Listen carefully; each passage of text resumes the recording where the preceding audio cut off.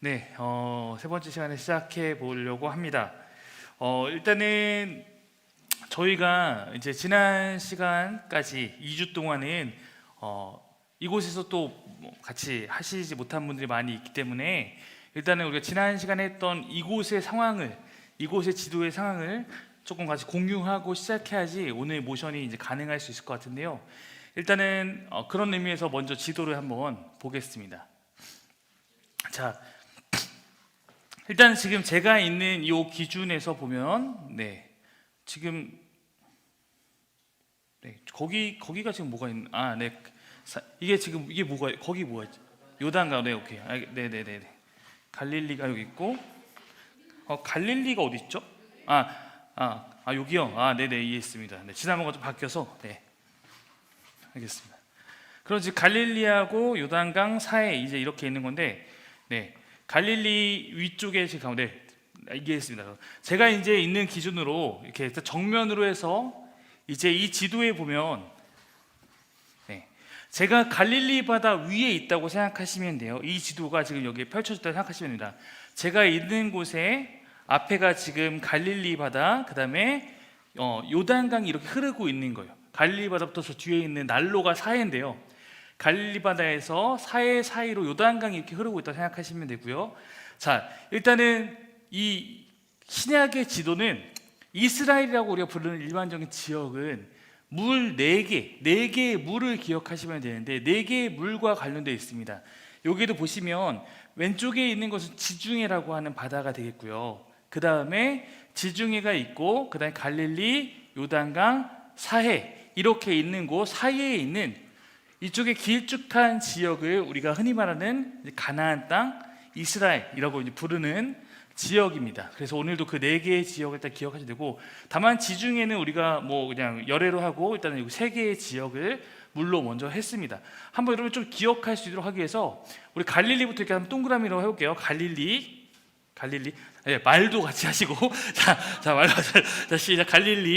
갈릴리, 요단강, 사해. 여러분 뒤쪽에 사해를 이제 하시면 되죠. 갈릴리, 요단강, 사해 이렇게 이제 하시면 되고요. 거기다 지금 여기도 한 번에 표시해놨지만 지역이 큰 개념이 있고 작은 개념이 있는데, 작은 개념은 우리가 생각하면 도시라고 생각하시면 되고, 큰 개념은 지금 우리가 생각하는 걸로 하면 뭐 경기도 이런 것처럼 생각하시면 됩니다. 자, 일단은 맨 밑에 있는 유대라고 하는 지역이, 유대라는 지역이 그 예루살렘이 있고 이스라엘에서 가장 중요한 지역이에요. 저기가 이제 수도가 있는 수도권이 되겠고요. 그 위에가 사마리아가 있고 갈릴리가 있는데, 그 갈릴리는 제가 지난 시간에도 얘기했지만 예수님이 주로 사역하셨던 이 갈릴리한 지역은 변방이었습니다. 변방. 그러니까 이스라엘이라는 그 지역 안에서도 별로 그렇게 중요하지 않은 지역일 수도 있는 북부에 있는 갈릴리, 거기서 사역하셨던 거예요. 자, 우리가 이제 이 지도를 갖고 이제 나누자면 이제 여기 이쪽 지역을 3등분하면 됩니다. 그럼 뭐 요 앞에 있는 의자 앞에 부분이 갈릴리 가버나움이 들어가야 되니까 나사렛이 여기죠. 나사렛까지 포함해서 가버나움과 나사렛을 포함한 요 의자 첫 번째 줄 앞으로가 갈릴리가 되겠고요. 그 밑에 있는 지역, 거기 앞에 있는 게 지금 수가죠. 수가를 포함한 그 첫 번째, 두 번째 줄 이 정도가 사마리아가 되고, 저 뒤에 예루살렘과 베들레헴을 포함한 지역이 유대라고 하면 되겠습니다. 우리가 오늘 이따가 이 지역에 대해서 또 모션을 하게 되니까 한번 크게 여기는 좀 크게 그리시면 됩니다. 자, 갈릴리, 자, 그다음에 사마리아, 그다음에 저 뒤에가 유대, 그다음에 하나 더 이쪽 왼쪽 뒤편이 베레아. 제가 얘기했지만 신약 성경에 나오는 베레아, 사도에 나오는 베레아가 아니고 여기는 베레아라 그래서 유대 땅 사해 동쪽으로 있는 지역, 이 4개의 지역을 생각합니다. 한 번 더 해볼게요. 자, 여기 갈릴리, 밑에가 사마리아, 저 밑에가 유대, 그다음에 이쪽이 베레아. 오늘 베레아에 대해서 우리가 이따가 같이 배우게 될 겁니다. 이 4개의 지역이 우리 머릿속에 있으면 돼요. 자, 뭐 요 정도까지는 전혀 문제 없죠. 전혀 문제 없죠. 자, 그 다음에 5개의 도시만 우리가 함께 좀 공부해 보려고 하는데, 제가 친절하게 이렇게 지역을 지금 표시해 드린 거예요. 그렇죠? 그래서 우리가 이제 한번 맨 위에 있는 것도 가버나움이라는 도시가 가장 위에 있습니다. 가버나움을 이렇게 가르쳐 볼게요.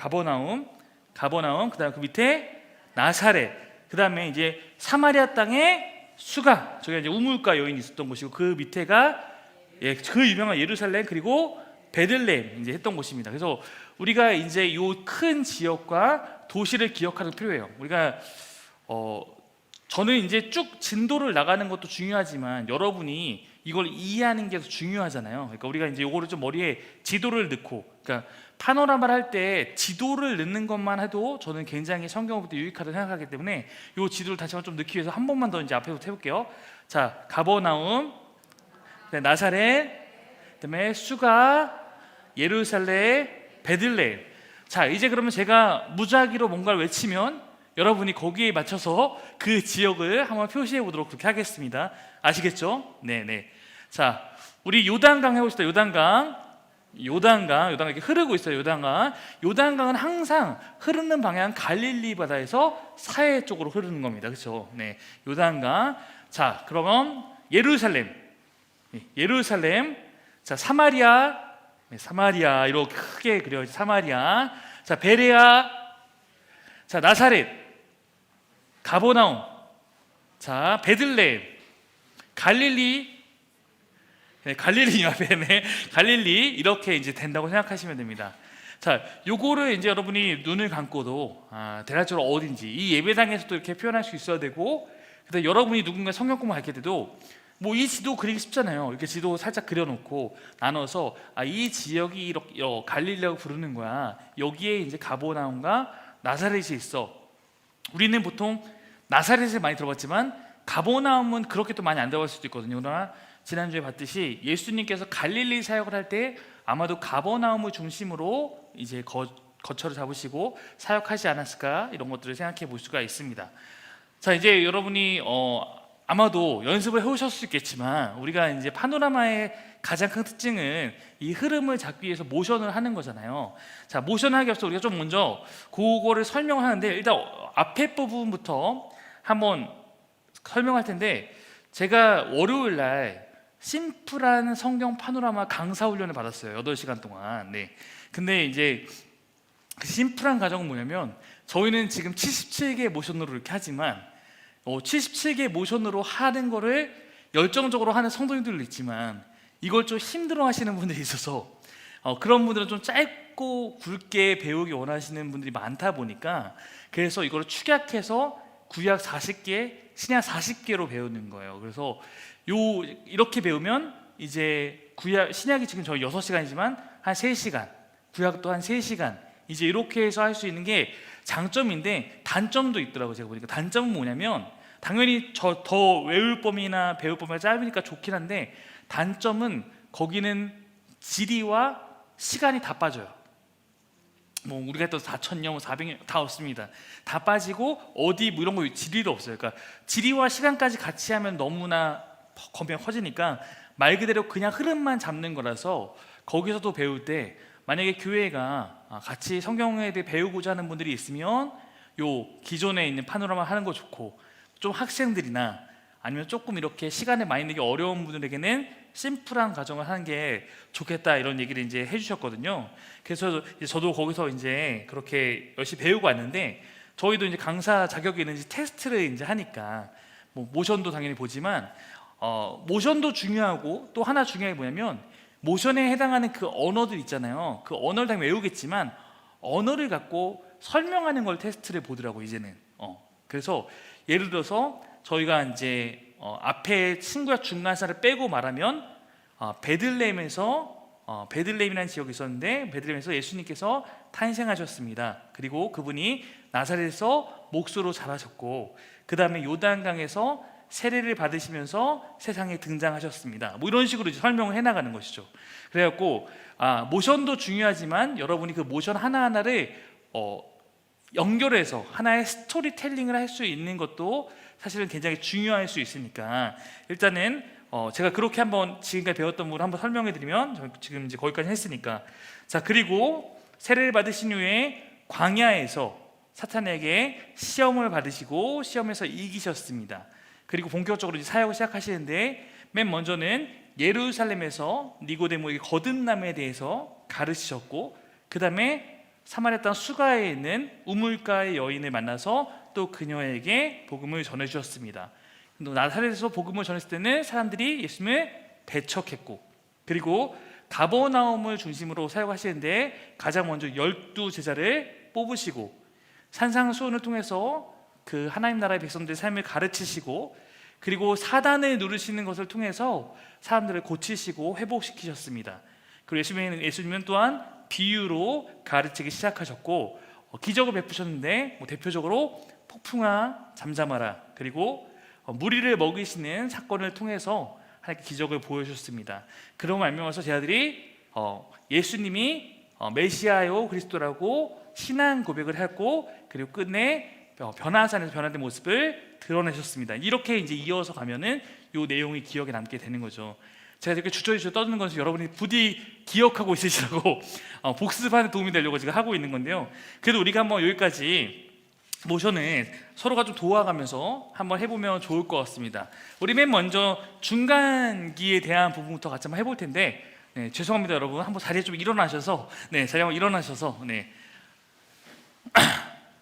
네, 한번 같이 천천히 해보도록 하겠습니다. 자, 우리 같이 한번 해볼게요. 자, 400년 침묵, 말라기, 마태복음, 여기까지 뭐 설명 쉽죠? 400년 침묵이 있었고, 이 기간은 말라기부터 마태복음 사이에 있는 일이다. 처음에는 강력한 나라들, 열강들, 네, 세 개죠. 헬라 특징은 언어, 그 다음에 이스라엘 독립 시기에는 소망, 그 다음에 마지막에는 로마는 길을 닦았던 것 특징입니다. 그리고 이 시대에 있던 것 특징은 또 하나 뭐예요?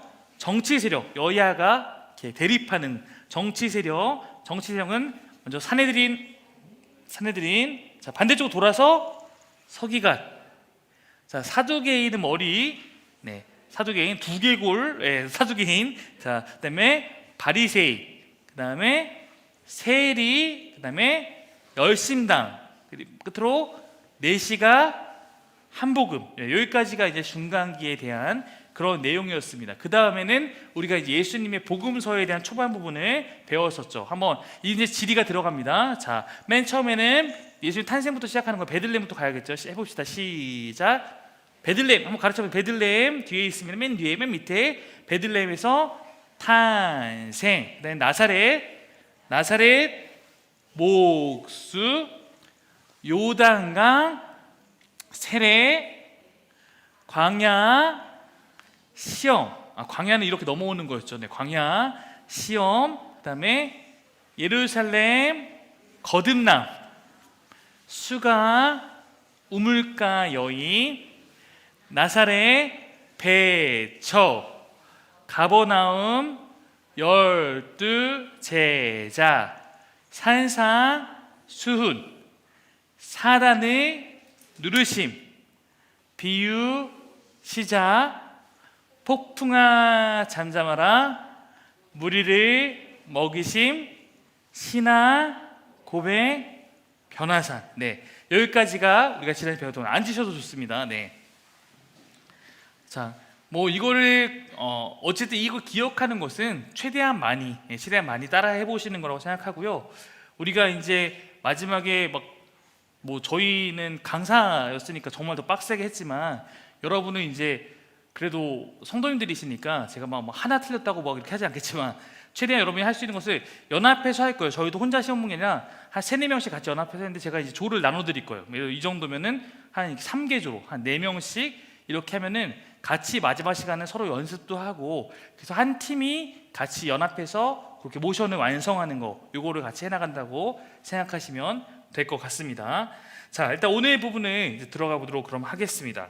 자, 이제 오늘은 이 갈릴리 사역을 우리가 지금까지 살펴보죠. 지난 시간의 끝이 결국 갈릴리에서 8가지 사역, 가버나움 중 8가지 사역 그거를 말했던 것이고, 이제 우리가 얼마 전에 누가복음 설교에서 살펴봤지만 이 갈릴리에서 사역하다가 때가 되니까 네, 지금 두 분이 책을 보고 계신데 저를 보셔야 됩니다. 네, 때가 되니까 이제 하나님의 때에 어디를 향해서 가게 되냐면 예루살렘을 향해 가게 되었다. 여행길에 대해서 우리가 다룬 바 있잖아요. 이제 이 모션이 이제부터 오늘 배울 날이 그 여행길에서의 이야기라고 생각하시면 됩니다.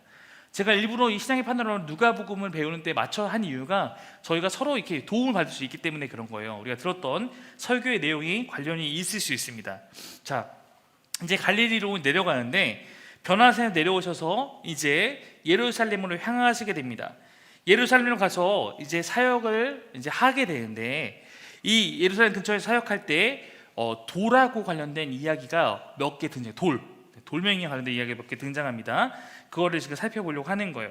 자, 일단 우리가 알고 있는 내용 가운데 뭐가 있냐면요, 우리가 이제 예수님께서 예루살렘에 이르렀을 때 바리새인들이 예수님을 시험하기 위해서 누구를 데려오냐면 가늠하다가 현장에서 잡힌 여인, 가늠하다가 잡힌 여인을 데려옵니다. 과연 예수님께서 이 여인에 대해서 어떻게 말하실까, 어떻게 대하실까, 이거에 대해서 아마도 꼬투리 잡을 마음으로 그랬을 수도 있고 한번 시험하기 위해서 그렇게 데려온 것입니다.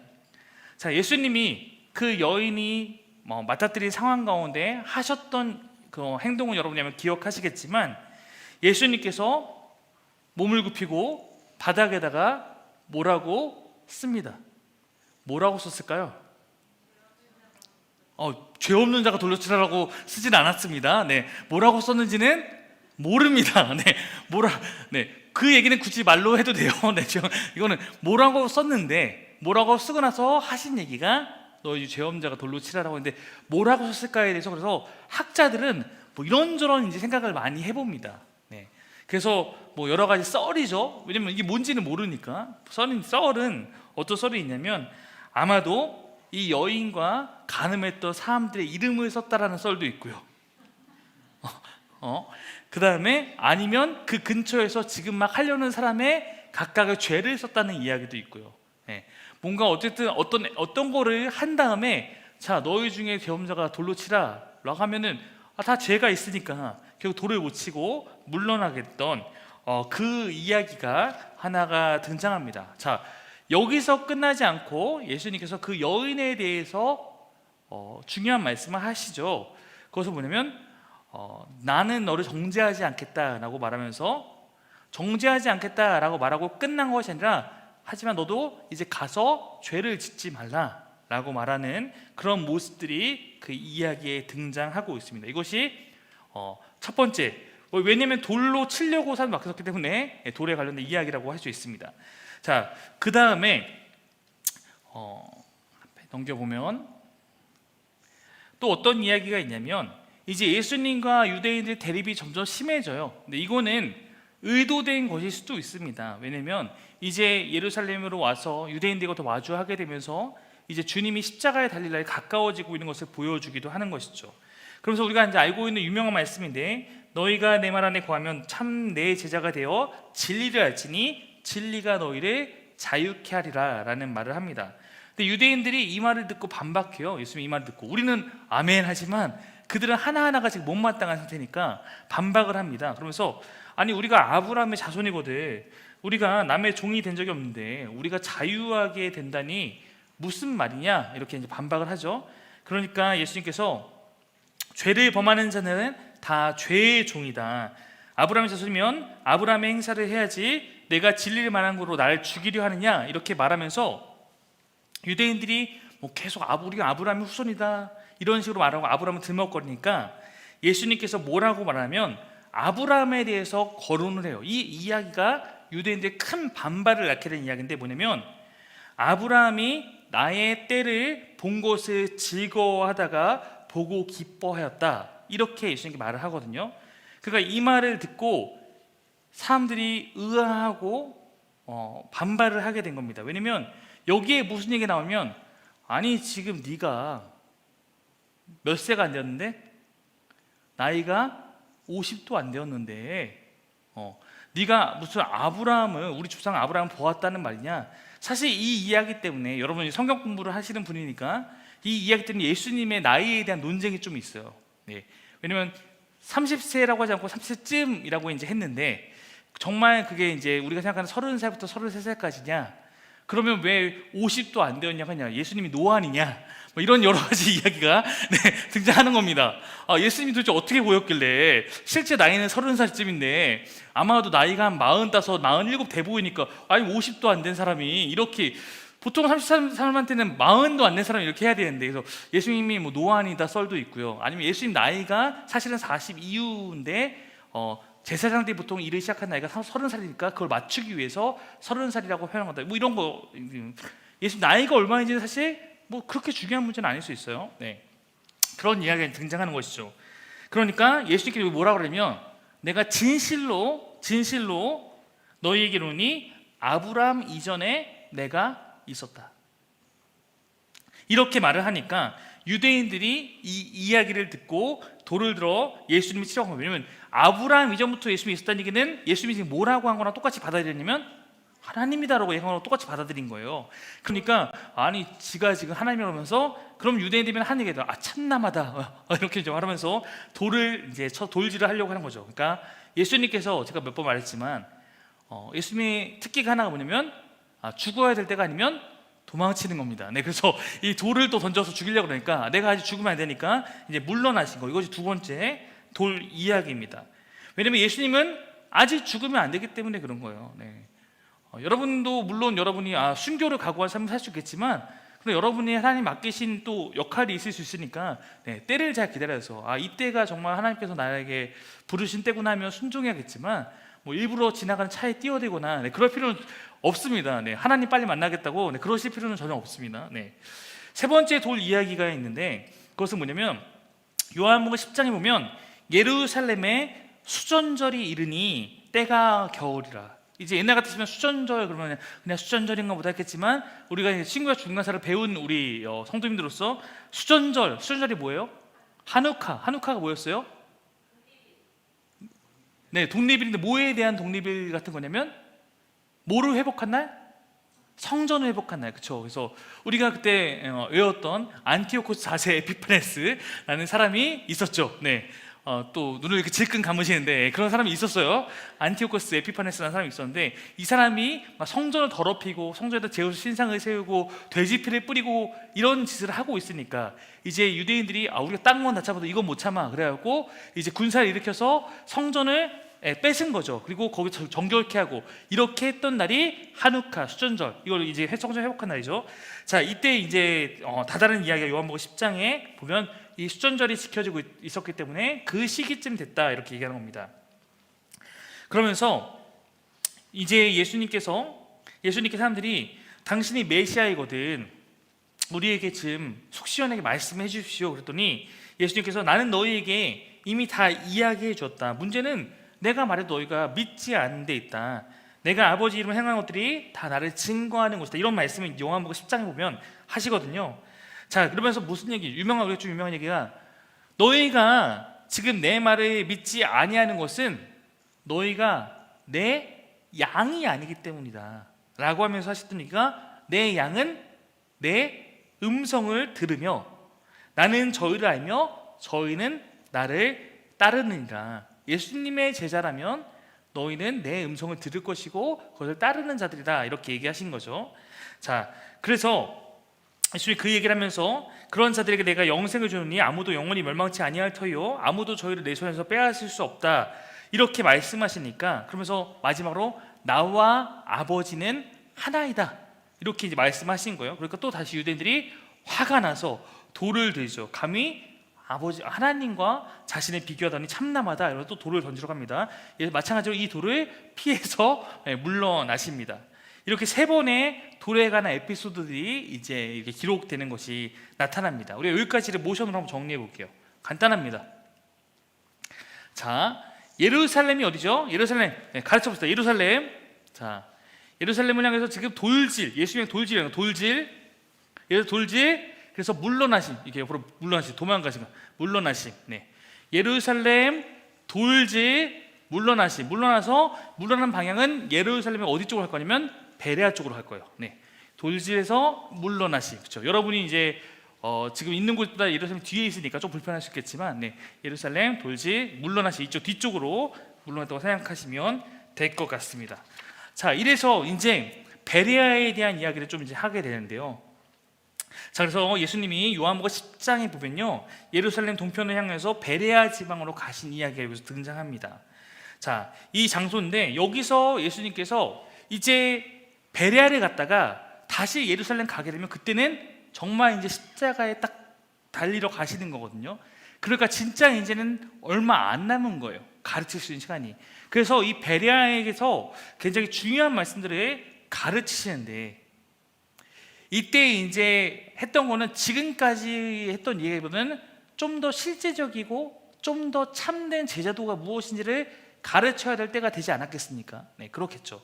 자, 그래서 이제 하루는 예수님께서 이쪽 지역에서 계시는데, 또 이제 예수님 워낙 유명했으니까 엄청난 무리가 예수님을 따라옵니다. 예수님이 그들 향해 돌아서 너희가 지금 이렇게 나를 따르고 있는데 진정 나를 따르려면 어떻게 해야 되는지를 말해주겠다, 이렇게 말하면서 예수님께서 그들에게 가르치시게 되는 것입니다. 첫 번째, 이제 우리가 얼마 전에 배웠던 이야기도 이것과 연관되는데, 바로 예수님의 제자가 되기 위해서 우리가 요즘 배운 것처럼 무리의 옥무제고 참된 제자가 되는 것이 무엇인가 라고 했던 이야기들이 바로 다 등장하고 있는 거예요. 첫 번째는 관계에 있어서 우선순위를 너희가 명확하게 해야 한다, 그것이 나를 따르는 길이다 말을 하는 거예요. 나보다 자기 처자나 부모나 가족을 더 사랑하는 자는 내 제자가 될 수 없다. 우리가 얼마 전에 제자가 되겠다 따라 나서려고 했지만 못 따라 나섰던 그런 이야기들을 살펴보지 않았습니까? 이제 그런 이야기를 가르치시는 것이죠. 그러니까 너희에게 가장 삶의 중요한 분이 예수님이 되고, 그것은 가족을 등한시하는 게 아니라 그 사랑 안에서 가족을 바라보고 사랑하고, 이렇게 우선순위를 말씀하시는 것이죠. 다른 것이 아무리 소중해도 너희 안에 먼저 하나님이 가장 우선이 되는 삶을 살아야 한다, 이 얘기를 하시는 것이고요. 두 번째 가르쳤던, 첫 번째 우선순위, 두 번째는 그리고 누구든지 나를 따를 때는 너희가 뭘 해야 되냐면 각각 자기의 십자가를 져야 한다, 이 얘기를 이제 가르치시는 거죠. 십자가를 지지 않는 것은 제자가 아니다라고 가르치신 거예요. 근데 우리는 십자가 그러면 벌써 십자가를 져야 한다고 했을 때 벌써 이렇게 홀리하게 받아들이잖아요. 근데 당시 사람들로 말하면 십자가는 로마에서 가장 극악무도한 죄인을 처벌하는 방법인데, 이게 엄청난 잔인한 처벌 방법이에요 사실은. 왜냐면요, 이 십자가형을 잔인하게 가져갔던 것은 이걸 통해서 효과를 갖기 위함인데, 로마가 통치하는데 어떤 효과예요? 누구든지 우리 로마의 법에 그런 잘못된 중죄를 지게 되면 이렇게 죽을 수 있어라는 사람들에게 보여주는 효과, 그러니까 공개 처형 방식이잖아요, 십자가는. 네. 그러니까 이렇게 된 거죠. 그러니까 우리는 좀 이제 약하긴 하지만, 네, 예를 들어서 중국에서는 작두형 같이 그 시대에 가장 유명한 죄를 다스리는 엄벌이 당시에는 십자가였던 것이죠. 그러니까 누구든지 자기 십자가를 져라라는 것은 누구든지 날마다 작두해서 목이 잘려야 된다라는 이야기처럼 그들은 받아들일 수 있는 그런 상황이었던 것이죠. 그러니까 우리하고 그들의 느낌은 좀 달랐을 것입니다. 그러니까 이것은 가장 악형 중에 악형이었습니다. 유대인이 로마 사람에게 피해를 입혔을 때 특별히 십자가형을 언도받는 경우들이 있었습니다. 그래서 십자가를 진다라는 것은 좀 더 상징적인, 우리 이제 이미지로 하면은 학설도 이것도 여러 가지가 있지만, 보통은 수직적인 이 긴 기둥은 이미 거기 십자가 그 땅에 박혀 있고, 이제 가로로 된 그 발을 갖고 짊어지고 이제 가게 되는 건데, 이 바만 해도 엄청나게 많이 무거웠기 때문에 그 자체가 쉽지 않고, 또 채찍질하고 이러니까 쉽지 않았던 것이죠. 예. 근데 우리가 잘 생각해 보면, 우리가 지금 생각하는 이런 십자가를 진짜 짊어지고 가는 거는 좀 말이 안 되거든요. 왜냐면 십자가가 지금 이만한 것도 아니었고, 높이 사람들이 볼 수 있게 잘려야 되는데, 그러면은 몇 미터짜리를 이렇게 짊어지고 간다는 건 말이 안 되고, 보통 가로형의 십자가를 짊어지고 와서 거기서 결합해서 묶어서 다는 것으로 그렇게 이제 보통 보고 있습니다.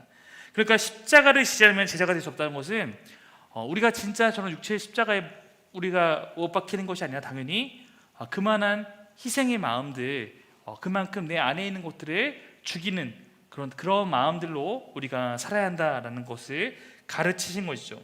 그리고 세 번째 가르쳤던 제자도의 중요한 점이 무엇이었냐면,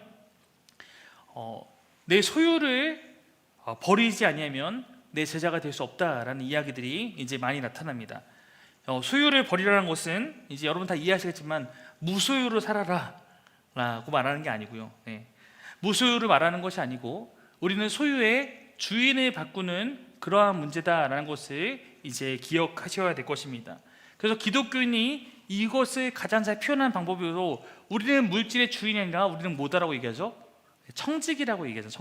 청지기는 소유권을 갖고 있는 사람이 아니라 소유에 대해서 그 권한은 주인에게 있고 다만 그것을 사용하는 실제적인 그 기능을 부여받은 사람들을 의미하는 것이었습니다. 그러니까 진정한 내 것이 아니고 청지기의 가장 큰 특징은 소유를 사되 누구의 뜻대로 주인의 뜻대로 그 소유를 통해서 무언가를 사고 무언가를 지불하고 이렇게 하는 것이 가장 중요합니다. 이 세 가지 제자도를 통틀어서 한 단어로 표현하면 제자는 대가 계산을 해야 된다. 대가를 치러야 된다. 제자가 되기 위해서는 너희가 희생하고 각오하는 대가가 필요하다라는 것입니다.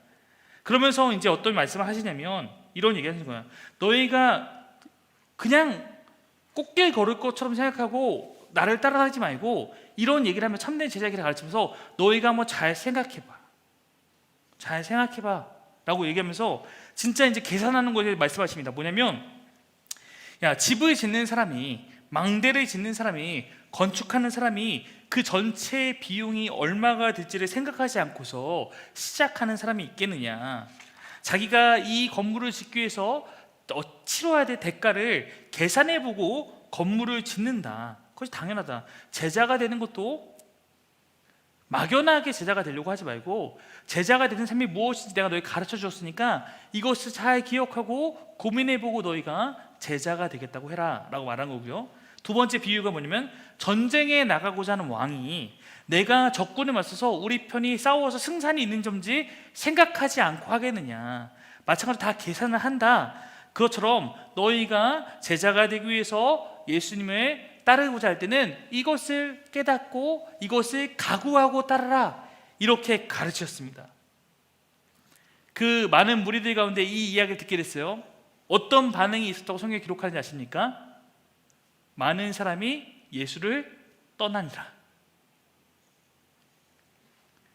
많은 제자가 여기서 제자라고 하는 건 이제 무리를 포함한 따르고자 하는 모든 사람 포함한데 많은 제자가 예수를 떠나니라라고 기록하고 있습니다. 왜냐하면 대가를 치르기 싫었기 때문입니다.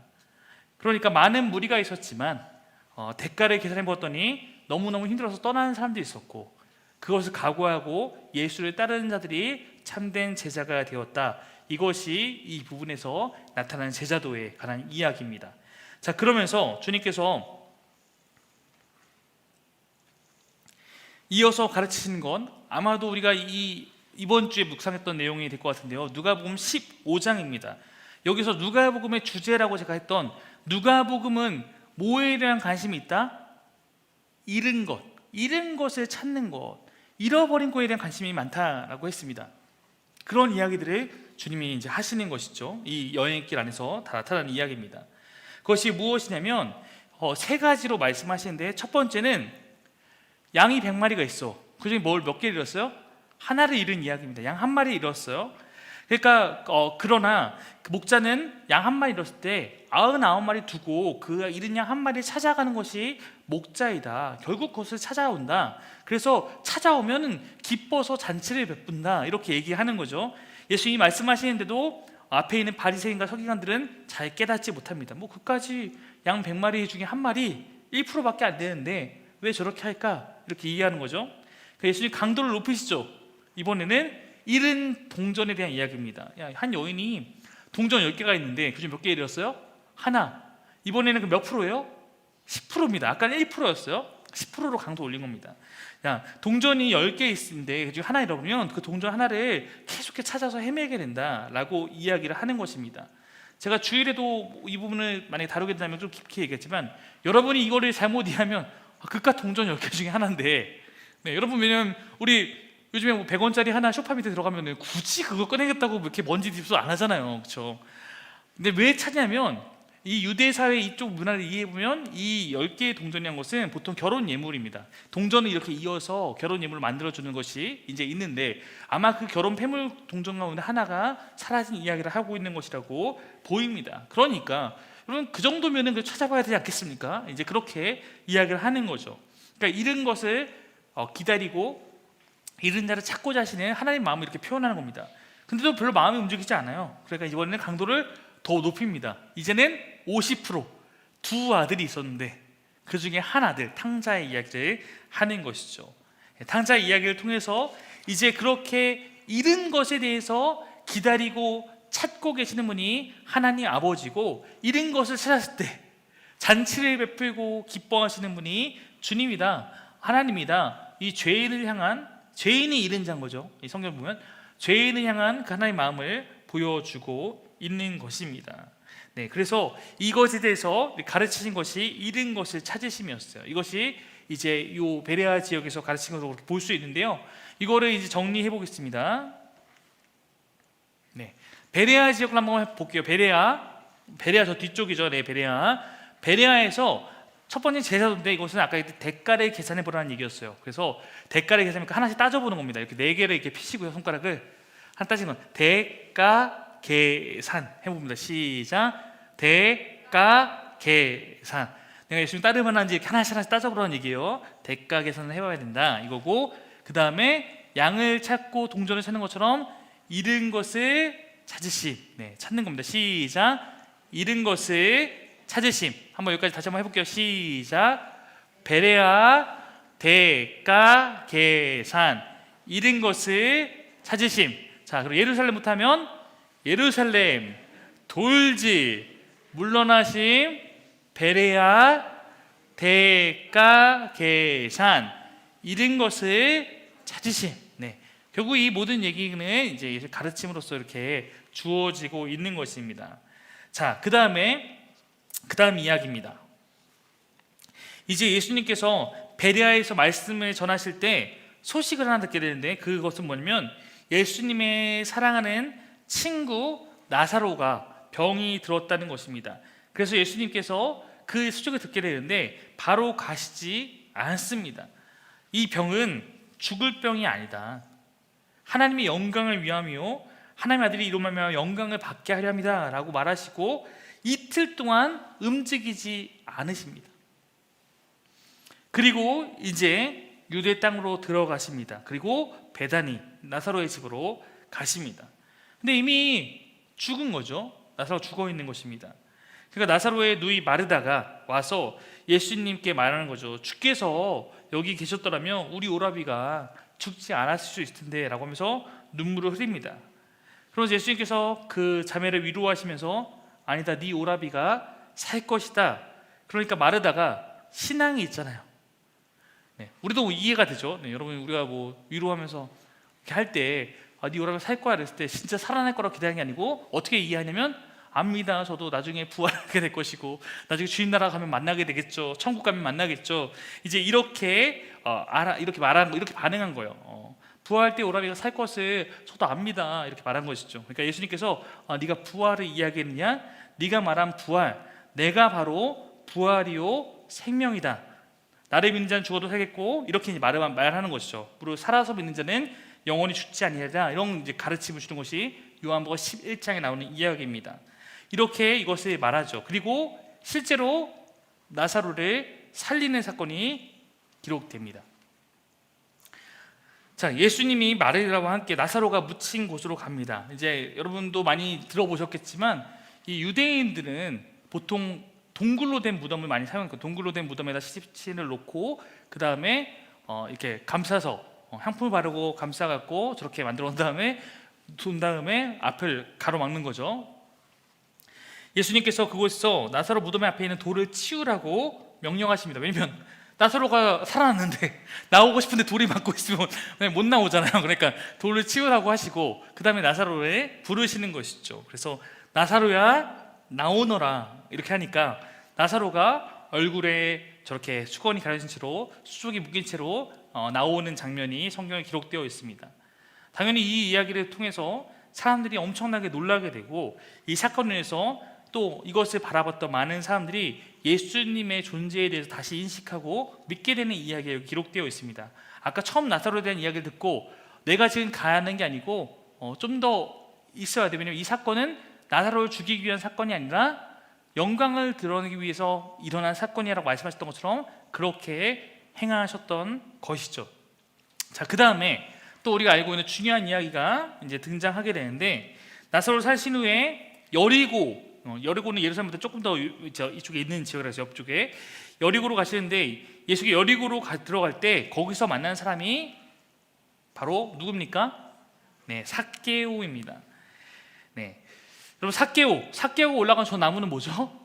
네, 보통 주일학교 때는 이 뽕나무에 관심이 많고, 네, 성경 퀴즈에 뽕나무가 나오는데 사실 나무는 전혀 중요하지 않습니다. 저기 뽕나무가 무슨 나무가 중요하지 않고, 삭개오 이야기가 가장 중요한 것은 삭개오의 직업이 뭐라고 했어요? 세리장, 네, 세리 중에서도 우두머리, 세리장이라고 했습니다. 세리장이기 때문에 동족으로 멸시당한다, 이런 얘기 제가 다 말씀드렸습니다. 그러니까 세리장은 오직 뭐만 위해서 자기 삶을 다 바친 거예요? 오직 돈. 네, 오직 돈. 돈을 위해서 그까짓 거 내가 좀 욕먹으면서 살지, 매국노처럼 살아가지, 이렇게 하면서 인생을 살았던 사람이었어요. 근데 이 삭개오의 마음 가운데 있는 그 갈급함을 주님께서 아시고 삭개오를 부르시고, 삭개오고 내려오라, 내가 오늘 너희 집에 가겠다. 근데 아마도 우리 유추해 보건데 삭개오가 그런 삶을 살았기 때문에 라고도 볼 수 있겠지만, 아마 삭개오의 집에 누가 놀러 가는 일이 없었을 거예요. 특별히 유대사에서는 삭개오가 세금 나갈 때 뭐 거부할 수 있는 권한은 없겠지만, 야, 삭개오 나쁜 놈이랑 놀지 마, 어차피 왕따 시키고, 이런 건 당연히 있었겠지 않겠습니까? 그러니까 삭개오도 그거 당연하게 여기서 살았지만, 예수님께서 자기의 집에 가서 머물겠다고 하니까 너무 신나서 이제 가게 되는 것이죠. 오히려 그 모습을 보고 수긍을 했던 사람들은 유대인들, 바리새인과 서기관들이 죄인의 집에 간다고 예수님을 욕하는 그런 모습들이 기록되어 있습니다. 근데 예수님께서 그 집에 머물고 그 집에 가서 삭개오와 교제를 나누면서 삭개오 안에 가장 중요한 뭐냐면 변화가 일어나게 되는 것이었죠. 그가 가장 중요시 여겼던 돈의 문제로부터 그는 돈보다 더 중요한 것이 있음을 깨닫고 그 부분에 대해서 포기하는 그런 일들이 나타납니다. 그래서 내가 뭐 훔친 것이 때문에 그것을 갚고, 또 절반을 팔아서 누굴 돕고, 이런 그 주님이 원하시는 하나님 나라 백성의 그런 가치관을 따라서 살기로 다짐하는 그런 모습이 기록된 것이 삭개오 사건입니다. 저는 개인적으로 제가 성경을 계속해서 보게 되고 가르치다 보면서 옛날에는 그냥 삭개오 사건 이렇게 기억했고, 그냥 이 하나의 좋은 재밌는 에피소드로 기억했다면, 지금은 이 사건이 갖고 있는 의미가 굉장히 크다라는 것을 많이 느끼게 됩니다. 왜냐하면 삭개오가 변했다는 것은 우리 모두도 변할 수 있다는 굉장히 큰 동기부여와 도전을 주기 때문에 그래요. 평생을 그것을 위해서만 살아가던 사람이 예수님을 진짜로 만나니까 그걸로부터 돌이켜서 변화된 삶을 살았다. 왜냐하면 특별히 이것은 제가 누구하고 비교되는 모습으로 설교실에 나왔냐면 부자 청년은 자기가 굉장히 잘난 사람이고 예수님 앞에서 모든 걸 할 수 있을 것 같지만 결국은 돈의 문제를 극복하지 못하고 돌아갔다면, 삭개오는 전혀 별 볼일 없어 보이지만 오히려 그 부분부터 돌이켜서 원하시는 삶을 살게 되었다라는 것이 중요합니다. 자, 여기까지도 모션으로 한번 정리해 볼게요. 자, 지금 다시 이 베레아 지역에 있다가 유대로 오신 것이죠. 자, 유대로 왔습니다. 유대는 어디냐면 저 밑에 있는 지역이 유대입니다. 유대, 기억하시죠? 유대 해봅시다. 유대. 네, 밑에 유대에서 자, 나사로는 일어나라라고 얘기한 거고, 나사로야 일어나라, 삭개오야 내려와라. 네, 한번 해봅시다. 유대부터 시작. 유대, 나사로야 일어나라, 삭개오야 내려와라. 자, 여기까지 한번 연결해서 같이 한번 해보도록 하겠습니다. 예루살렘 돌지부터 해볼게요. 시작. 예루살렘 돌지, 물러나심, 베레아, 대가, 계산, 잃은 것을 찾으심, 유대, 나사로야 일어나라, 삭개오야 내려와라. 한 번만 더 해볼게요. 시작. 예루살렘 돌지, 물러나심, 베레아, 대가, 계산, 잃은 것을 찾으심, 유대, 나사로야 일어나라, 삭개오야 내려와라. 자, 여기까지만 한번 조금 점검하고 가볼 텐데 둘둘씩 한번 짝까지 한번 좀 연습해 보면 좋을 것 같습니다. 네, 잘하셨습니다. 네, 잘하셨습니다. 저를 보시고 시작하겠습니다. 자, 이제는 정말 때가 되었어요. 정말 때가 돼서 이제는 어디 가야 되냐면 예루살렘으로 가셔야 돼. 이거는 진짜로 이제 마지막 그 사명을 다하기 위해서 가는 것입니다. 그래서 보통 때 예수님께서는 항상 도보 여행을 하셨잖아요. 그렇죠? 항상 걸어 다니셨는데 예루살렘에 가까이 이르렀을 때는 예수님께서 뭘 타시냐면 나귀를 타죠. 새끼 나귀를 그것도 탑니다. 왜 그래요? 그것이 메시아에 대해서 스가랴서에 예언되어 있기 때문에 그런 거예요. 네. 그러니까 그 모습을 보면서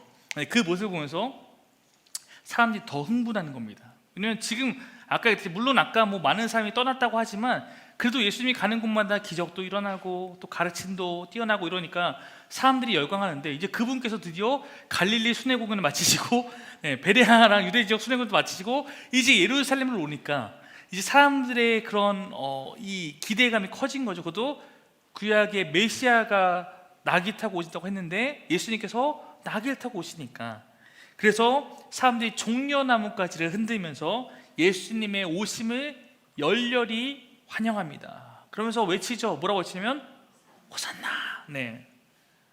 호산나. 지금 우리를 구원하소서.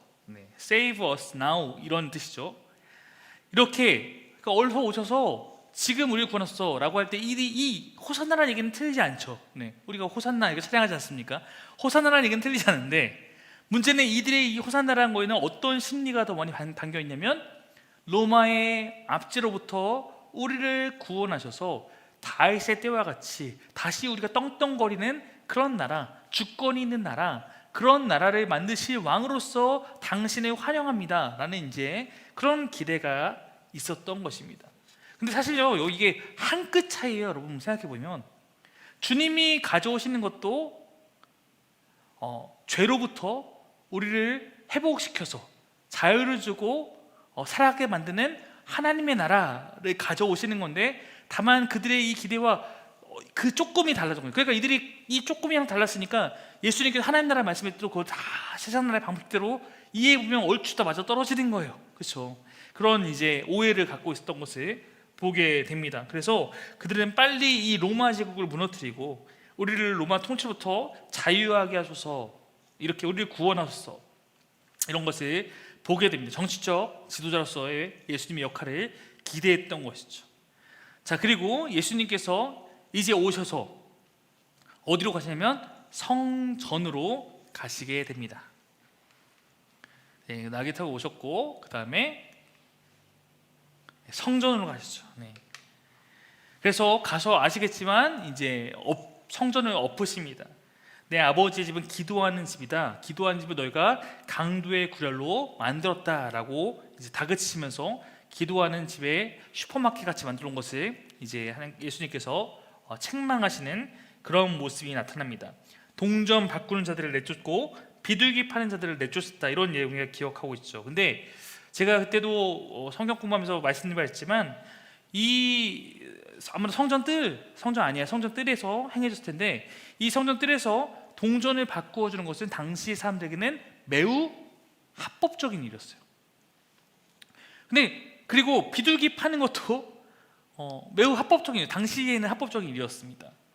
근데 그럼 예수님께서 왜 이것을 그렇게 화내셨을까? 이것은 조금 더 우리가 이 내용을 깊이 이해해보면 알 수가 있는데, 일단은 왜 동전 바꾸는 게 합법적이었냐면요, 오순절이 되면 20살 넘는 유대인들은 성전세를 내게 됩니다. 성전세. 자, 근데 성전세는 반세개씩 내게 되는데, 성전세는 우리가 갖고 있는 것 중에서 뭐 10,000원, 뭐 50,000원 이렇게 내는 게 아니라 성전에서 사용하는 동전으로 낼 수 있는 거예요. 그러니까 우리가 일반적으로 사용하는 돈이 아니라, 그러니까 당연히 환전은 당연히 필요한 것처럼 그게 보일 수 있는 것입니다.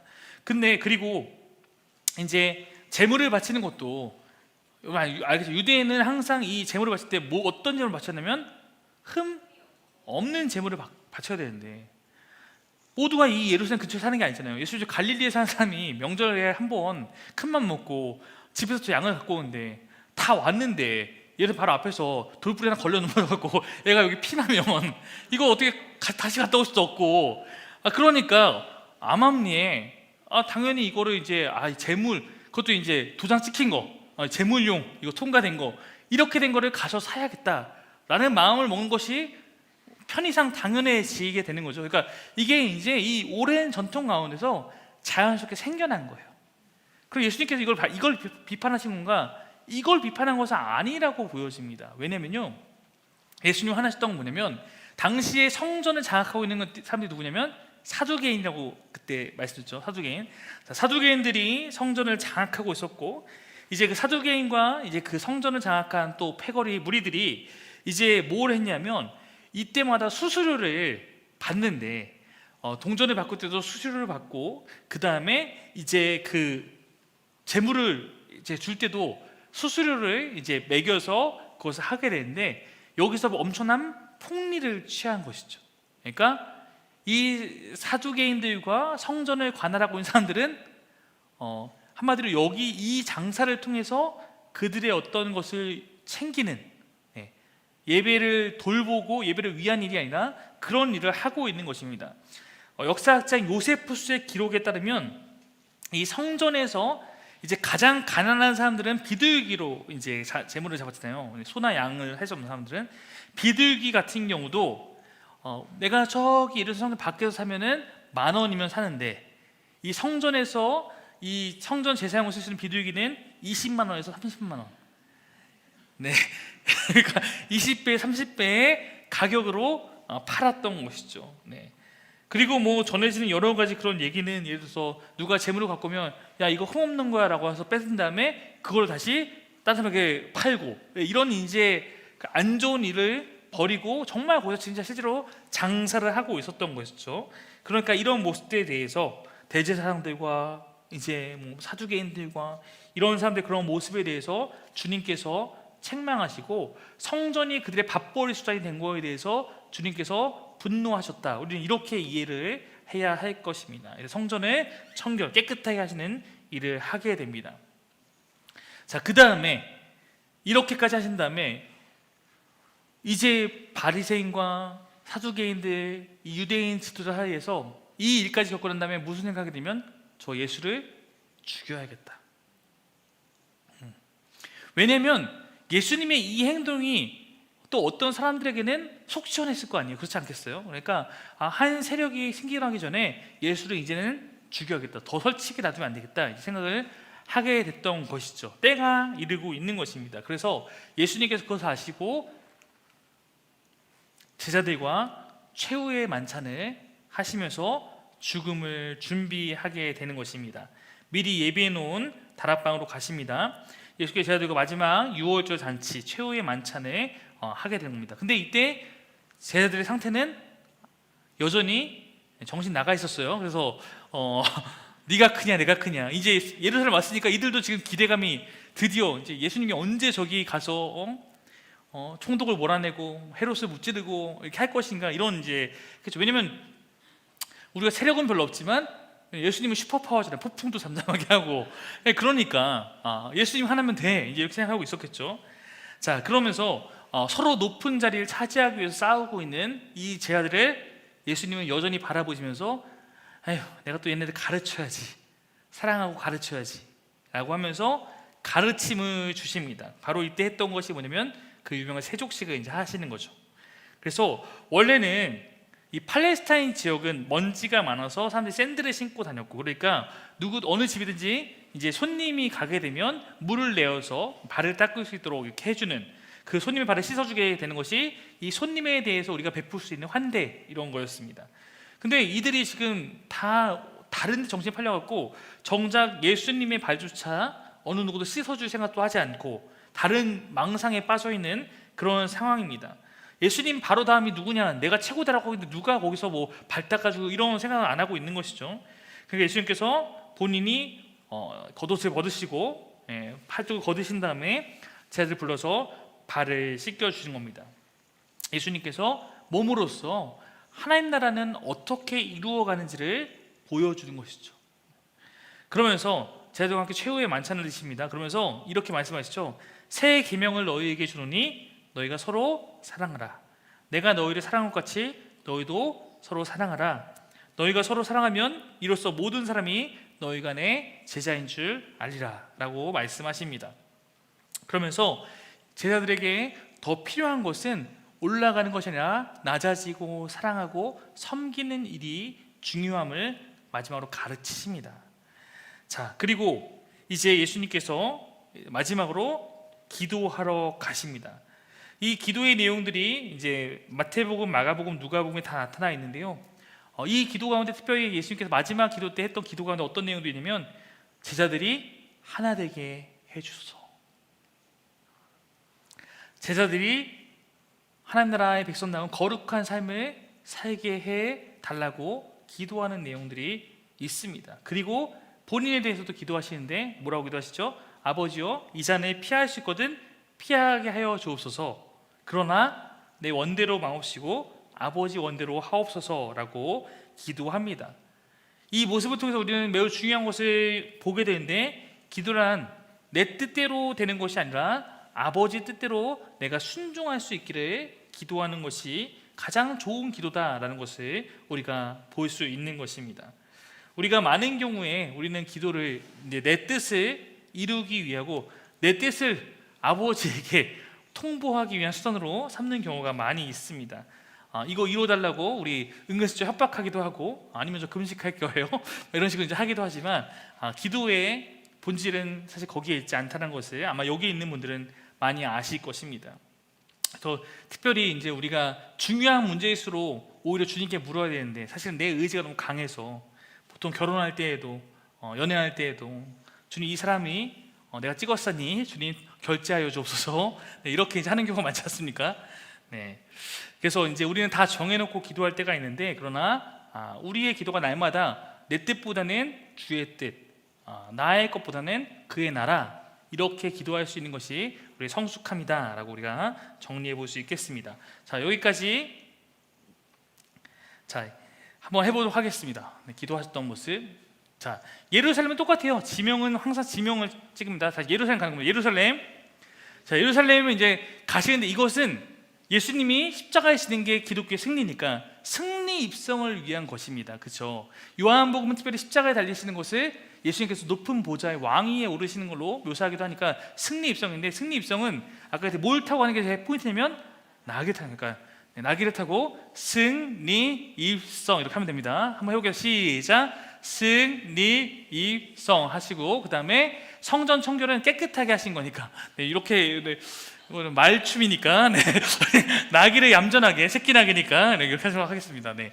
성전 청결은 성전을 깨끗하게 씻는 거니까 손을 우리가 씻는 의미로 성전 청결. 네. 그다음에 이제 최후의 만찬은 이제 이스라엘 사람들은 빵을 먹은 거죠. 그 바게트 빵 큰 거를 먹는 것처럼 최후의 만찬. 네. 그리고 기도하러 갔으니까 기도. 네. 이렇게 하시면 되겠습니다. 자, 여기까지 한번 다시 해볼까? 시작.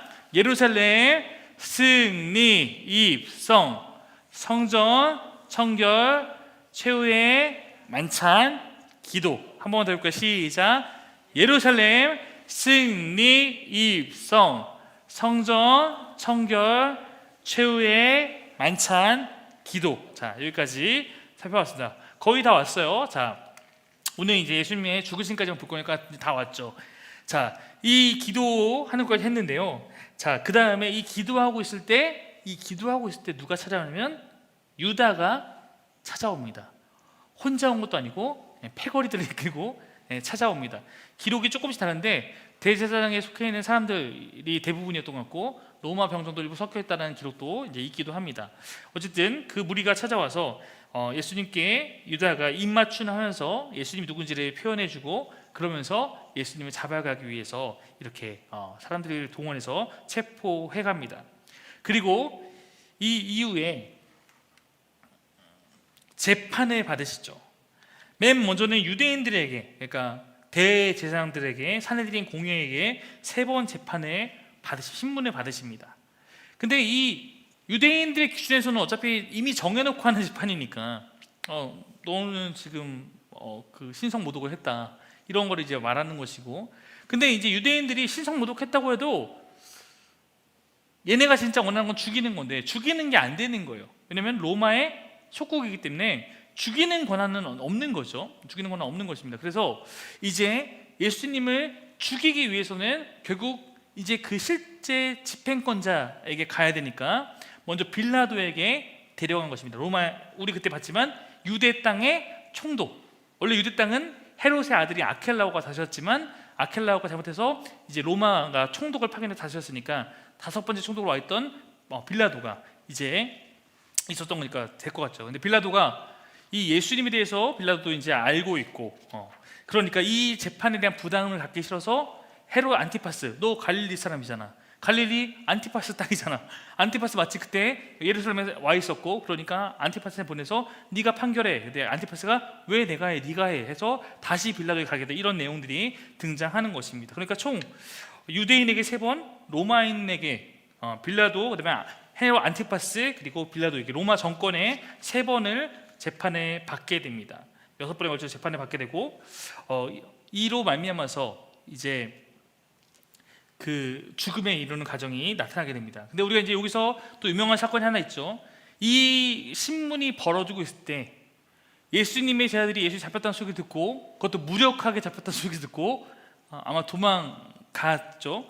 아마 기록에 보면은 요한만 연줄이 있어서 대장 집에도 들어갈 수 있었고, 아마 어떤 신분이 있어서 따라다녔던 걸로 알고 있고, 우리 용감한 누가 따라다니면 여인들이 끝까지 예수님 옆을 지켰지만, 이제 그 중에서 베드로는 그래도 내가 베드로인데 내가 다른 사람처럼 도망갈 수는 없고 또 내가 뱉어놓은 말들이 있는데, 그래서 저 멀찍이서 이렇게 따라가는 것이죠. 근데 베드로를 알아본 그 사람들, 추궁을 당하니까 그가 3번째 부인을 하면서 저주를 하면서 그렇게 떠나갔던 그런 모습들이 있었습니다. 나는 모두가 예수님을 버려도 나는 결코 주님을 버리지 않겠습니다 라고 했던 호언장담했던 베드로는 결국 예수님을 부인하게 되는 또 그런 모습을 보이게 되는 것이 이 부분에 기록되어 있습니다. 그리고 예수님은 십자가에 달리셔서 죽게 됩니다. 아까 당시의 십자가는 악형 중에 악형이었고, 로마를 통치하기 위해서 유대 사람들에게 십자가를 달았습니다. 여러분, 로마가 통치하는 시대를 우리가 뭐라고 평가하냐면 팍스 로마나라고 혹시 들어보실 거겠지만, 팍스 로마나가 무슨 뜻이냐면 로마의 평화라는 뜻이에요. 왜냐면 로마가 워낙 오랫동안 장기 집권을 하는데 성공했기, 제국 중에서 가장 생명이 길었기 때문에 로마가 다스리는 그 제국의 안정성, 로마가 다스리는 이 모든 땅은 평화하다, 팍스 로마나를 항상 그들을 외쳤는데, 이 팍스 로마나를 이루기 위해서 했던 건 오히려 역사가 뭐냐면 십자가로서 이렇게 죽음의 위협을 주면서 이렇게 힘으로 눌러서 만들어낸 그런 통치가 팍스 로마나였던 것이죠. 자, 그래서 범죄 예방하는 차원에서 십자가형을 했던 것입니다. 근데 예수님께서는 이제 그 십자가의 의미를 우리가 영적으로 다른 의미를 갖고 우리의 죄를 짊어지시고 이렇게 십자가에서 죽으신 것, 이것을 우리가 모두가 복음으로서 고백하고 있습니다. 근데 절대 이 예수님의 복음은 십자가에 죽는 것으로 완성되지 않습니다. 언제나 복음은 부활로 이어지기 때문에 그것이 복음이 되는 것이죠. 그래서 신약에 보면은 주님의 부활이 없었더라면 우리는 가장 비참한 사람들이고 이런 얘기가 나오게 되는 거잖아요. 그래서 예수님께서 그 죽음, 인간이 가지게 되는 가장 무력한 죽음이라는 것에 모두가 가는 것처럼 예수님도 당면하게 되시지만, 그러나 예수님은 죽음을 이기시고 사흘 만에 부활하신 말미암아서 승리하셨다. 이것이 가장 중요한 우리의 복음이 된 것입니다. 그래서 예수님께서 부활하셨고, 예수님께서 부활하신 것 통해서 나만 부활할 게 아니라 나를 믿고 따르는 모든 사람도 부활할 것을 다만 내가 첫 열매가 되어서 보여준 것이고, 그로 말미암아서 제자들에게 소망이 생긴 것이죠. 그래서 예수님의 부활을 목격하는 것이 이제 신약시대의 제자, 부활의 증인이 되는 것이 제자들이었고, 그들이 부활 이후에 달라진 삶을 삶으로 말미암아 기독교의 복음이 널리 전파되게 되는 이런 모습이 이어지게 됩니다. 그 다음 모습은 우리가 다음 주에 살펴볼 것입니다. 그래서 십자가에 죽으시고 빈 무덤, 부활하신 이 모습까지가 예수님께서 공생애로서 하셨던 모습이라고 생각하시면 될 것 같습니다. 자, 여기까지 모션을 정리하면요, 아까 기도 했잖아요. 기도까지 있고, 그다음 기도한 다음에 배신인데, 배신은 등 뒤에서 총을 겨누는 것처럼, 네, 배신, 네, 배신. 옆으로 하시면 돼요. 옆으로. 네, 배신. 그리고 재판. 예수님 재판을 당하십니다. 재판을 당했을 때 부인을 누가 하죠? 베드로가 부인하죠. 베드로 부인. 아니요, 나는 예수를 모르고. 네, 부인하고, 십자가, 네, 부활. 네, 부활. 우리가 이 다음 주에 부활한 다음에 여기서 한쪽 손만 승천 이렇게 해야 되거든요. 그러니까 네, 부활은 좀만 올라가시면 됩니다. 네, 부활은 조금만 이렇게 일어나시면 돼요. 자, 다시 한번 해보겠습니다. 자, 배신. 네, 배신. 목소리도 같이 해볼게요. 시작. 배신, 재판, 부인, 십자가, 부활. 다시 한번 해볼게요. 배신, 재판, 부인, 십자가, 부활. 자, 우리가 예루살렘 돌지부터 같이 한번 해봅시다. 네, 천천히 같이 한번 해봅시다. 화이팅, 여러분. 네, 화이팅. 네, 잘하고 있습니다 지금. 허지선님도 화이팅. 자, 한번 해보겠습니다. 시작. 예루살렘 돌지, 물러나시, 베레아, 대가, 계산, 이른 것을 찾으심, 유대, 나사로야 일어나라, 삭개오야 내려와라, 예루살렘 승리 입성, 성전 청결 최후의 안찬, 기도, 배신, 재판, 부인, 십자가, 부활. 네, 여기까지입니다. 자, 한번 어려울 수도 있는데 한번 다시 한번 해볼게요. 한번 자리에 한번 일어나서 한번 해볼까요, 같이? 네.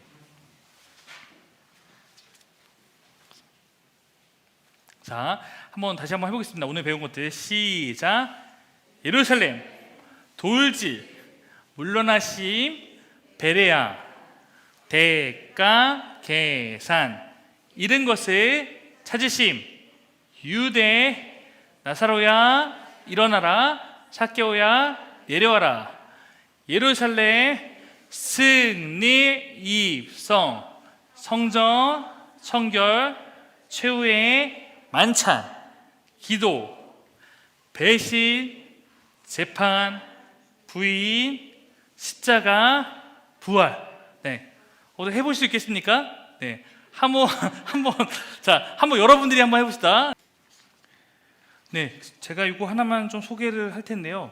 이거는 제가 직접 만든 자료예요. 물론 몇 년 전에 제가 만든 건데, 그래서 어디도 없는 자료인데요. 뭐냐면 그 연대기 성경이라고 있는데, 연대기 성경을 보면 이제 시간 순서대로 이야기 정리해놨잖아요.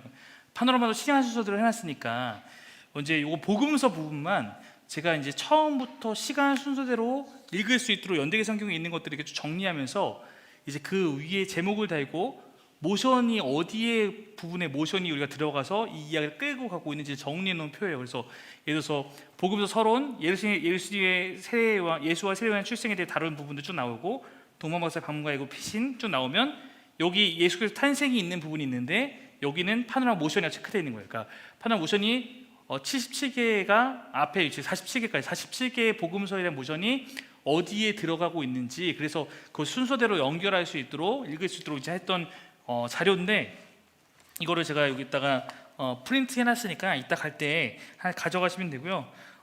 자료는 약간 걱정되는데, 네, 이거는 좀 이제 작은 자료고요. 이건 좀 두꺼워서 큰 자료입니다. 네, 난 좀 눈이 좋다라고 하시는 분은 이거로 가져가시면 되고, 조금 이제 큰 걸로 보실 때 이거 가져가시면 돼요. 이게 양이 좀 적습니다. 별로 없습니다. 저희 교회는 큰 걸 다 좋아하시는 편이어서 네, 좀 나는 작은 거 보겠다면 이거 가져가시고 큰 거는 이걸로 가져가시면 될 것 같고요. 이따가 하나 보시면서 혹시 복음서를 파노라마 한 김에 난 읽어보겠다, 신약을 한번 읽어보겠다라고 하면, 지금까지는 우리 마태복음 쭉 읽고 마가복음 쭉 읽고 이렇게 읽었다면 한번 순서대로 한 이야기마다 마태복음 여기, 마가복음 여기, 누가복음 여기를 이렇게 찾아가서 읽어갈 수 있도록 되어 있는 거니까 그렇게 보셔도 도움이 되지 않을까 생각합니다.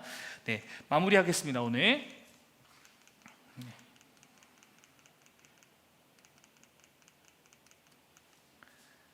네, 그래서 예수님 십자가가 뭐 이거 우리가 흔히 말하는 복음 그 가르침할 때 많이 쓰는 건데, 인간과 하나님 사이에 갈라져 있고 죄로 인해서 죄가 간격을 낸 거죠.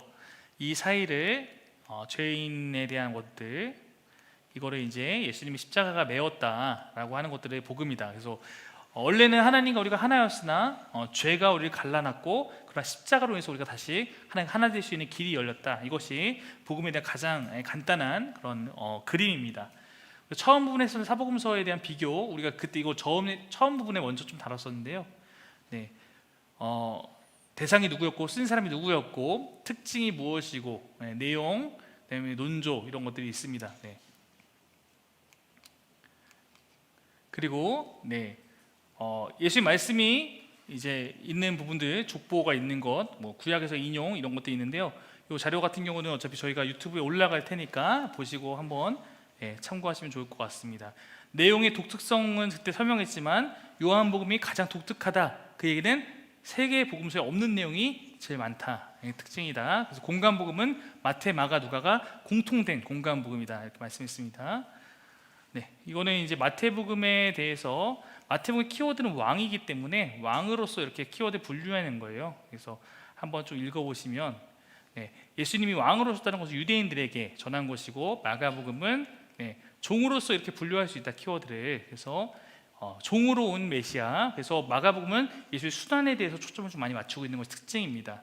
그리고 누가복음은 지금 누가복음 보시면 파노라마에 있는 그 내용들 위주로 구성되어 있는데 가장 이 시간 순서에 맞기 때문에 잃은 자를 찾고 잃은 자를 구원하는 내용이다. 그래서 완전한 인간으로서 오신 예수님. 그리고 요한복음은 표적을 행하시고 가르치시고 이러는 기적을 행하시는 예수님은 하나님의 아들이다. 라는 차원이 다른, 우리와 다른 그런 메시아로서 예수님 보여주는데 초점을 둔 복음서이다. 네 편의 초상화 같이 예수 다루고 있는 것이 특징이다. 이렇게까지 우리가 정리해 볼 수 있습니다. 자, 한번 우리가 오늘 여기까지 한 거를 그래도 3시간을 한번 복습 한번 해봐야 될 텐데 맨 먼저는 지난 시간과 이번 시간까지 먼저 하고 그 다음에는 처음부터 여기까지 모션으로 한번 정리해 보도록. 그렇게 47개입니다. 네. 근데 여러분 제가 그때도 얘기했지만 제가 처음 말씀드린 바 있겠지만 중국에 갔을 때도 거기는 정말 여건이 안 되니까 한 주 안에 구약 신약을 다 했거든요. 딱 일주일 안에 구약 신약을 하루에 3시간씩 해갖고 다 끝내고 거기는 154개의 모션을 하고 이랬었는데 우리가 그래도 하고자 하면은 할 수 있습니다. 우리는 이번에 신약만 하는 거니까 여기까지 한번 그래도 모션을 하면서 조금 더 내가 조금이라도 더 이해할 수 있다면, 더 기억할 수 있으면 도움이 되니까 한번 해보면 좋겠습니다. 자리에 한번 일어나서 우리 천천히 한번 해봅시다. 기술쌤 그거 보시려면 눈이 좋아하셔야 됩니다. 그렇죠? 조금이라도 기억하시려고. 자, 저도 틀릴 수 있으니까 제가 틀린 부분 잡아주시고 저도 여러분 도와가면서 한번 해보세요. 베들레헴부터 한번 해봅시다. 자, 탄생부터 시작. 베들레헴 탄생, 나사렛 목수, 요단강 세례, 광야 시험, 예루살렘 거듭남, 수가 우물가 여인, 나사렛 배처, 가버나움 12 제자, 살사 수훈, 사단의 누르심, 비유 시작, 폭풍아 잠잠하라, 무리를 먹이심, 신하 고백 변화산, 예루살렘 돌지 물러나시 베레아, 대가 계산, 이른 것을 찾으심, 유대 나사로야 일어나라, 삭개오야 내려와라, 예루살렘 승리 입성, 성정 성결, 최후의 안창, 기도, 배신, 재판, 부의, 십자가, 부활. 여기까지입니다. 잘하셨고요. 한 번으로 처음부터 한번 해봅시다. 처음부터 47개 한번 해봅시다. 자, 400년부터 가봅시다. 시작. 400년 친부 말라기 마태복음, 열강들 헬라 언어, 이스라엘 소마 로마 길, 정치 세력 사내들이 서기관 사두개이, 바리새이, 세리, 열심당, 내시가, 한복음. 자, 베들레헴 탄생, 나사렛 목수, 요단강 세례, 광야 시험, 예루살렘 거듭나, 수가 우물가 여인, 나사렛 배처, 가버나움, 12 제자, 산상 수훈, 사단의 누르시 비유 시작, 폭풍아 잠잠하라, 무리를 먹이심, 신한 고백, 변화산, 예루살렘 돌지 물러나시, 베레아 대가 계산, 잃은 것을 찾으심, 유대 나사로야 일어나라, 삭개오야 내려와라, 예루살렘 승리 입성, 성전 청결 최후의 만찬 기도, 배신 재판 부인 십자가 부활. 네, 잘하셨습니다. 혹시 정리하면서 끌어주셔서 같이 이렇게 완성해 나가면 좋을 것 같습니다. 네, 오늘도 1시간 반 정도 여러분과 함께 복음서에 있는 내용까지 살펴봤고요. 다음 주는 사도행전을 중심으로 다루게 될 텐데, 아마 다음 주에 사도행전에 대한 이야기를 한번 듣고 나면 예수님이 승천하신 이후에 교회가 어떻게 확산되어 가는지를 정리하는 데 매우 중요한 부분이 될 수 있고요. 이제 그 다음 주에는 지도가 좀 넓어져요. 그래서 왜냐면 우리는 이제 유럽 여행을 해야 되기 때문에, 그래서 어디 대륙별로 같이 해서 1차 전도, 2차 전도 이런 것들 살펴보는 시간까지, 그런 시간들이 남아있다 생각하시고, 6주차에는 그냥 복습이다 생각하시면 돼요. 6주차는 뭐 다른 것들이 있는데, 저는 이제 이번만큼은 우리가 저녁을 복습하고 함께 모션을 하고 이렇게 할 수 있는 그런 시간들로 해나가려고 하니까, 혹시 아직까지는 예배당에 못 오셔서 모션하는 걸 저에게 보여주시지 않은 분들은 꼭 유튜브 보고 3주 7사 연습해서 다음 주나 다다음 주에 만나면 같이 조로 이루어서 함께 해나가서 모두가 좋은 모습으로 이것을 마칠 수 있으면 좋을 것 같습니다. 기도하겠습니다.